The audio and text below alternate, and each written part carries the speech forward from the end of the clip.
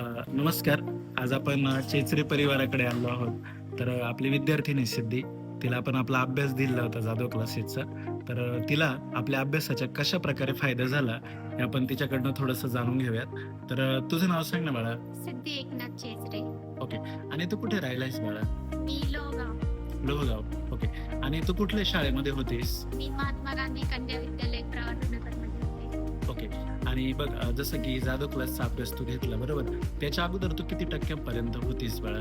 60-65. Okay. म्हणजे एक 60-65च्या दरम्यान तू होतीस. ओके. आणि त्यानंतर आता बघ जेव्हा बोर्डाचा निकाल लागला. ओके. तुला किती पर्सेंटेज मिळाले? 70. 70. ओके. Very good. आणि किती दिवस अगोदर हा अभ्यास तू घेतला होतास? महिनाभर आधी घेतलं. फक्त 1 महिनाभर.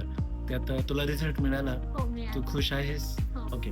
आणि मग तुला काय वाटतं सिद्धी, खरंच म्हणजे इतर मुलींनी खरंच अशा प्रकारचा जो अभ्यास आहे, तो घ्यायला पाहिजे किंवा त्यातून काय फायदा होईल तुला काय वाटतं? घ्यायला पाहिजे. ह्या अभ्यासामधून चांगलं लवकर लक्षात राहतंय. चित्राच्या याच्यातून आपल्याला ते लवकर लक्षात राहतं, मग ते घ्यायला पाहिजे. ओके.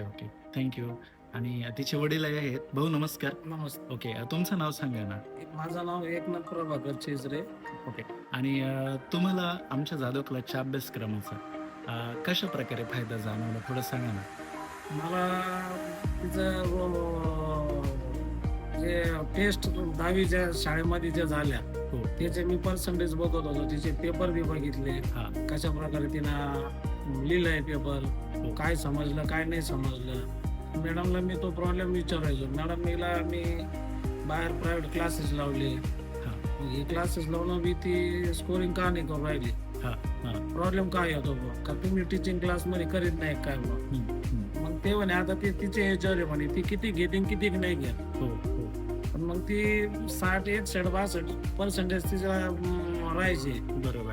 पण जाधव सर असे क्लासेस, जाधव सरांचे जे क्लासेस हा. मला होऊन ते स्वतःहून आले आणि मला ते कन्फ्युज झालं. मी नेमकी काय करावं बुवा? हो.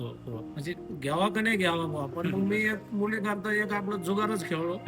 एवढ्या वर्ष आपण तिचे जे 10 पर्यंत अभ्यास केला ते ना, हो. तर मग एक जाधव सरांचा आपण त्यांचा एक फॉर्म्युला यूज करून पाहू. हो.